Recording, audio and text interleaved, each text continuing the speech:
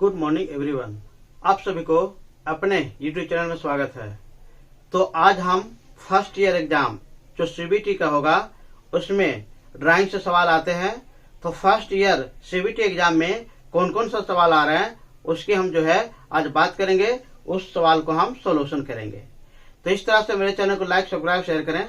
और मेरे चैनल पर एम्प्लॉयबिलिटी स्किल का, ट्रेड थ्योरी का और ड्राइंग का, बर्ड्स ऑफ कैलकुलेशन का और प्रैक्टिकल का, ये सारी चीज का जो है हमारे इस चैनल पर उपलब्ध है। आप प्ले लिस्ट में जाकर वहां से देख सकते हैं और सारा जानकारी ले सकते हैं।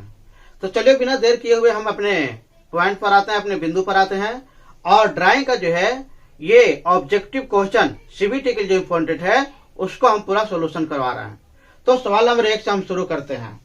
सवाल नंबर 1 में कह रहा फ्रेंच कर्व। आपने फ्रेंच कर्व देखे होंगे और नहीं देखे होंगे तो आपको बतला दे रहे हैं कि फ्रेंच कर्व जो है एक रेडीमेड इंस्ट्रूमेंट है, यानी टेम्पलेट वगैरह है, एबीसीडी लिखा हुआ जो रहता है प्लास्टिक का, उसी तरह से ये जो है 10 की सेट में है। तो फ्रेंच कर्व जो है ये हमारा ड्राइंग इंस्ट्रूमेंट है और ड्राइंग इंस्ट्रूमेंट है। तो फ्रेंच कर्व में जो है ये 10 की संख्या में प्लास्टिक या सेलुलॉइड के बने हुए रहते हैं और उसमें जैसे तैसे फिगर रहेंगे। मान लीजिए ऐसे लिए तो ये फिगर ऐसे बना हुआ है, ये फिगर ऐसे बना हुआ है, ये फिगर भी इसमें ऐसे बना हुआ है। तो ये इस तरह से रहता है। तो फ्रेंच कर्व जो ड्राइंग का इंस्ट्रूमेंट है उसे क्या करते हैं तो अव्यवस्थित वक्र बनाने में किया जाता है। यानी हम लोग फ्रेंच कर्व से जो है अव्यवस्थित वक्र बनाते हैं, यानी जो व्यवस्था के अनुसार नहीं बनेगा उसको हम फ्रेंच कर्व से बनेगा। अब जैसे पैरामीशियम हो गया, अमीबा हो गया, ये सब जो है आपको सर्कल से नहीं बन सकता है, या फिर आप लोग जो है इसको प्रकार से नहीं बना सकते हैं। तो इस तरह से उसको क्या है कि फ्रेंच कर्व रखेंगे, उसमें टेढ़ा मेढ़ा सब फिगर रहता है, आप व्यवस्थित फिगर रहता है, उसको रख करके सारा पॉइंट मिला देंगे तो बन जाएगा। तो इस तरह से फ्रेंच कर्व जो है ये का प्रयोग कहाँ करेंगे तो आप व्यवस्थित वक्र में जो ड्राइंग इंस्ट्रूमेंट से नहीं बनता है। चलिए क्लियर हो गया होगा, इसमें कोई कंफ्यूजन नहीं बचा होगा। सवाल आगे की हम बात करते हैं चांद यानी प्रोटेक्टर। चांद का मतलब प्रोटेक्टर चांद हो गया। तो चांद की अल्पमाप मतलब सबसे कम जो है क्या होती है तो 1 डिग्री होती है, दिमाग में रखना है। चांद या प्रोटेक्टर का सबसे न्यूनतम मान जो है 1 डिग्री है। तो ये भी कंप्लीट हो गया। और आप लोग के प्रोटेक्टर देखोगे, चांद देखोगे, इंस्ट्रूमेंट भी रहता है, उसे एंगल नापने का काम आता है और इसमें जो है एंगल की हम जानकारी प्राप्त करते हैं। सवाल नंबर 3 की बात करें टी स्क्वायर। टी स्क्वायर जो है आप देखोगे, नहीं देखोगे तो ड्राइंग जो है क्लास उसमें टी स्क्वायर रहता है, टी के जैसा रहता है। तो टी के जैसा टी स्क्वायर रहता है। तो टी स्क्वायर जो है लकड़ी या प्लास्टिक का बना हुआ रहता है और इसमें जो है लकड़ी या प्लास्टिक का बना हुआ है। तो इसमें स्टॉक और ब्लेड 2 भाग रहते हैं। तो आपको एबोनियज हो गया, स्टॉक और ब्लेड हो गया। तो सवाल आता है कि टी स्क्वायर के मुख्य भाग कौन कौन है तो 3 भाग है। एक हमारा इबोनी हो गया, एक हमारा स्टॉक हो गया, एक ब्लेड हो गया। तो ये आपको भी दिमाग में रखना है, ये भी सवाल ऑब्जेक्टिव बन सकता है। सवाल आगे बात कर रहे हैं ड्राइंग बोर्ड के बाएं सिरे पर काली पट्टी लगी होती है उसको क्या बोलते हैं। तो ड्राइंग बोर्ड है ये रेक्टेंगल आयताकार होता है और ड्राइंग बोर्ड को हम लोग डी से डिनोटेट करते हैं और ये 4 तरह के होता है। सबसे बड़ा ड्राइंग बोर्ड D0 हो गया और सबसे छोटा जो है D3 हो गया। तो सबसे बड़ा ड्राइंग बोर्ड जो है वो 1500 गुने 1000 गुने जो है 25 होता है। सबसे ड्राइंग बोर्ड की बात करें बड़ा, और सबसे छोटा जो हो गया आपको 500 गुने 350 गुने 25 होता है। तो ये ड्राइंग बोर्ड को माना समझ गए कि ड्राइंग बोर्ड 4 तरह के, D0 से लेकर के D3 तक। सबसे बड़ा ड्राइंग बोर्ड जो है D0 का हो गया। D0 का मतलब है कि 1500 गुने 1000 गुने 25। तो सबसे छोटा जो मान हो गया D3 को हो गया, यानी 500 गुने 350 गुने जो है आपका जो है ये 15 होगा। चलिए आगे बात करते हैं। तो ड्राइंग बोर्ड के बाएं सिर पर काली पट्टी लगती है, इस काली पट्टी को जो है स्ट्रेट एबोनी बोलते हैं। ये दिमाग में रखना है, 4 ऑप्शन रहेगा, इसमें से चुन लेना है। तो ड्राइंग बोर्ड को जो है बाएं सिरे पर रहेगी उसको स्ट्रेट एबोनी कहते हैं। उसमें हम लोग टी स्क्वायर लगा करके स्लाइड करके आगे वर्क करते हैं। चलिए आगे हम सवाल देखते हैं डिवाइडर या प्रकार। डिवाइडर मैंने हम लोग देहाती भाषा में 2 गोड़वा बोलते हैं। तो ये डिवाइडर जो है 2 गोड़वा है, उसका क्या काम है तो 2 गोड़वा से हम लोग क्या करते हैं कोई भी नक्शा पर ऐसे रखते हैं और उसको हम लोग लाते हैं। तो जब नक्शा पर ले गए और 2 गोड़वा या डिवाइडर को रखें तो नक्शा पर नहीं पता है कि कितना लंबाई है, तो ये अप्रत्यक्ष है। अगर पता रहता तो प्रत्यक्ष है, तो अप्रत्यक्ष है। तो हम लोग डिवाइडर को ले जाते हैं और नक्शा पर रखते हैं। नक्शा पर रखते हैं और नक्शा पर रख करके ये देखते हैं कि ये कितना है, और ये रख करके हम लोग स्केल पर लाते हैं, तब पता चलता है स्केल पर रखने की बात है। तो डिवाइडर से हम लोग कैसे नाप रहेंगे, तो अप्रत्यक्ष। अप्रत्यक्ष का मतलब जो जानकारी नहीं है। तो डिवाइडर से हम लोग कैसा नापते हैं, तो अप्रत्यक्ष जो जानकारी नहीं है, और जानकारी नहीं तो हम डिवाइडर लगाते हैं, और जितना हमारा स्पीड होता है फैलता है, उतना स्केल पर रख करके बता देते हैं कि ये हमारा इतना लंबाई है या इतना चौड़ाई है। तो ये भी आपको सवाल क्लियर होगा कि डिवाइडर पर या प्रकार से हम लोग कैसा मापे औजार है, तो अप्रत्यक्ष है, जो जानकारी न रहता है उसको माप करके हम लोग जानकारी प्राप्त करते हैं स्केल पर रख करके। चलिए आगे जानकारी देते हैं। ड्राइंग बोर्ड का साइज 1000 × 700 × 25 mm है। यह हम बताए थे कि ड्राइंग बोर्ड 4 तरह के D0, D1, D2, D3। तो यह हमारा 1000 × 725 है, ये D1 है। D1 का सबसे ज्यादा प्रयोग होता है साधारण कार्यों में, ड्राइंग के कार्यों में, इसलिए कि इसका सादे प्रयोग है, ये मीडियम है।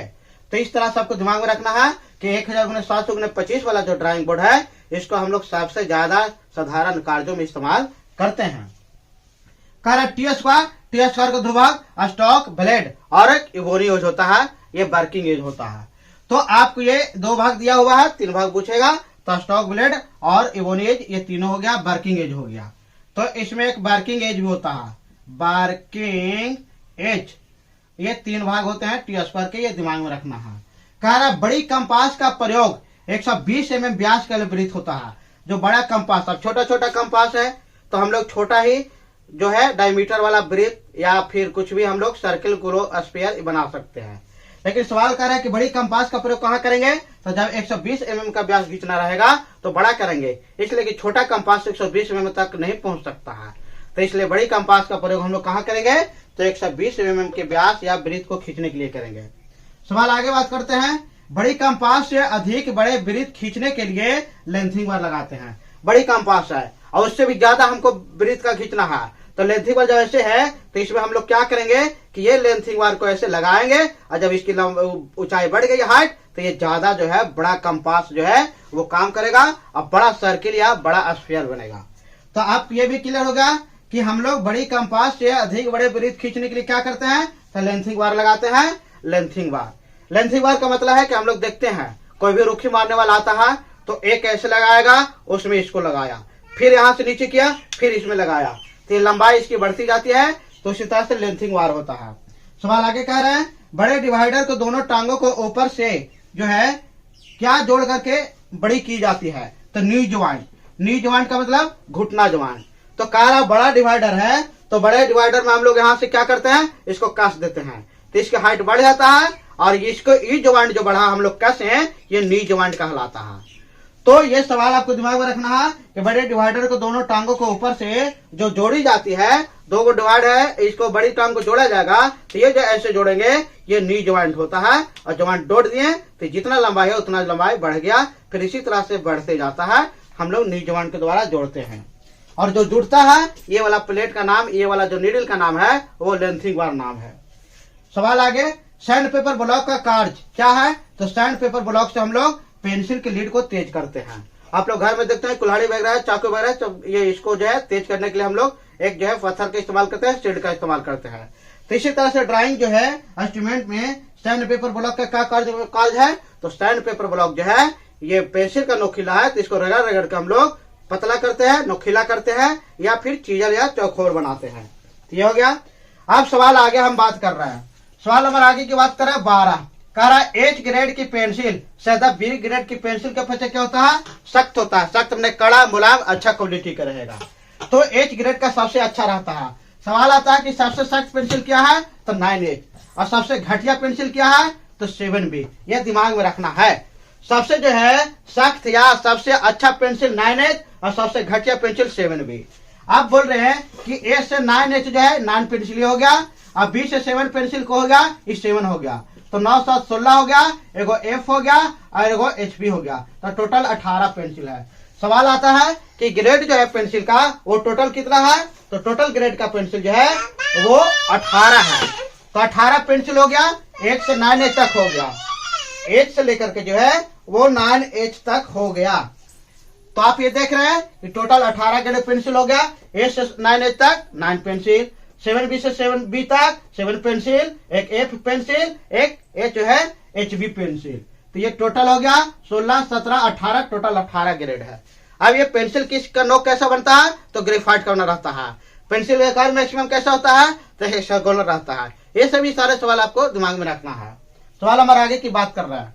सवाल नंबर 13 कह रहा है 4 से 9H तक ग्रेड तक पेंसिलों की क्या होता है, तो 4 से 9H तक पेंसिल का प्रयोग करेंगे। बारीकी लाइन या हल्का लाइन यानी पतली लाइन खींचना है और डीप भी रहेगा।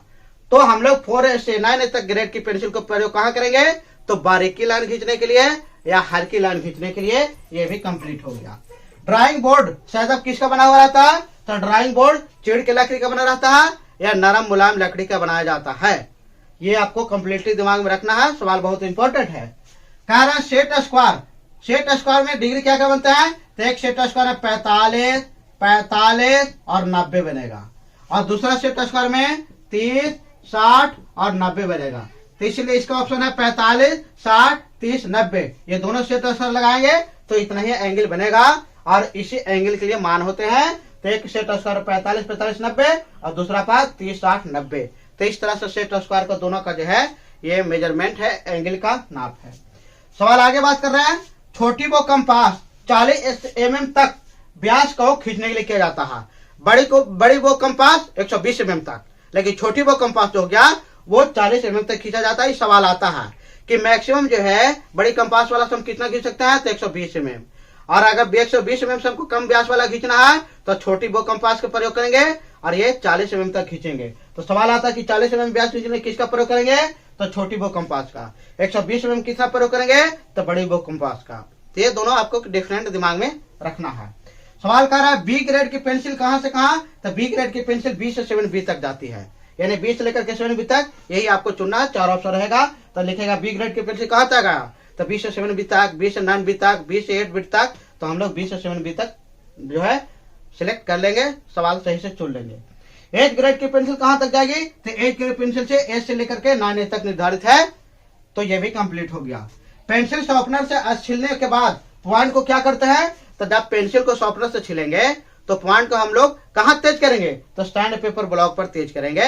तो स्टैंड पेपर ब्लॉक ड्राइंग का इंस्ट्रूमेंट है जिसमें पेंसिल रगड़ करके तेज करते हैं, उसमें चीजल या सब कुछ बनाते हैं।